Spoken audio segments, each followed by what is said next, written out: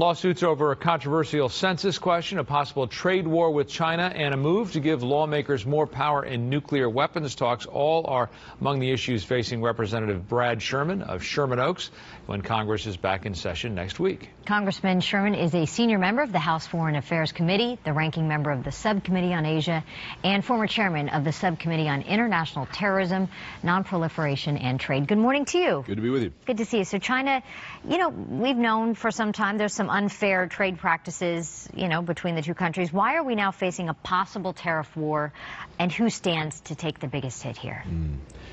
Well, I think our trade policies up until now have been a big problem. I've opposed NAFTA, CAFTA, SHAFTA, and especially most favored nation status for China. For all too long, we've ignored this, and that has created some big profits on Wall Street, but we've lost millions of jobs.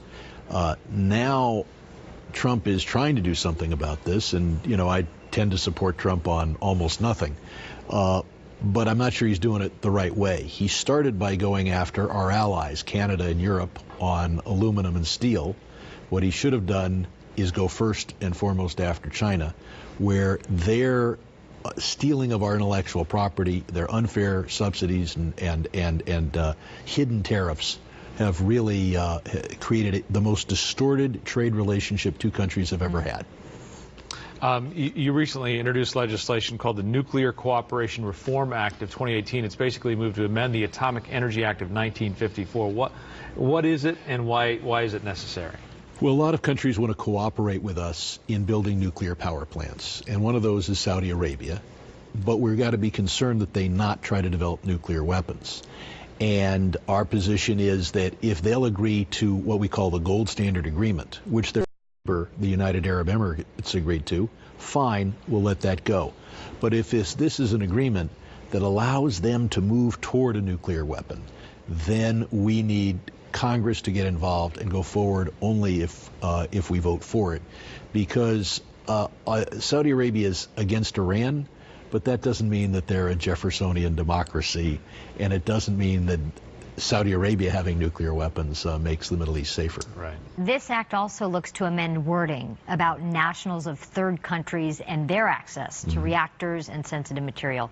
Explain that for us. When we have a nuclear cooperation agreement, then we supply fuel, we license the technology to build the reactor, and we provide training on how to use the reactor, and that of course involves their nationals coming here for training, and all of that is subject to a nuclear cooperation agreement.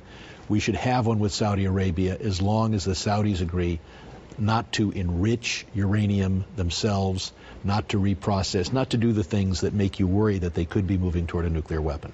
Let's talk about the census controversy. A coalition of 17 states, as you know, 6 cities are suing to block the Trump administration from adding a citizenship question to the 2020 census. The White House says it helps to enforce a section of the Voting Rights Act. What is wrong with asking people in the census, are you a citizen of the United States? Well, California has sued the Trump administration 29 times. We haven't lost once because they keep doing things that are illegal. The clear purpose of this question is to get some families to throw the questionnaire away. Because you've got families that have come from dangerous countries. Then you hear Trump's rhetoric about immigrants. And now you're being asked to provide a list of the people who live in your family and what their immigration status is. You might want to throw away the questionnaire. If you do, then California loses. We lose federal money because we're undercounted. We lose congressional seats and we lose electoral college seats. And that's the purpose of this, to use the fear to undercount legal immigrants, undocumented immigrants, and even families that were born here that have a cousin they're worried about. Apparently we already have pretty good data on this and reliable as to where people live and who they are. Our state and the NAACP have announced separate lawsuits.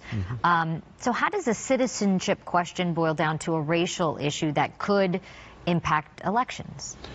Well, California gets a certain number of votes in the Electoral College, a certain number of votes in the House of Representatives based on our population of all persons. The Constitution is clear. You might be a felon and you can't vote. You're a child and you can't vote. You still count. Now, demographers don't particularly, I mean, they use this, but they've got plenty of other sources. But there's only one source for allocating power. And the Trump administration is saying that they want this question, which every Latino group in the country is opposed to, every Asian group, Asian American group is opposed to, as part of their effort to empower Latinos. If the people who believe that are the ones who believe that Trump has been faithful to all three of his wives. All right.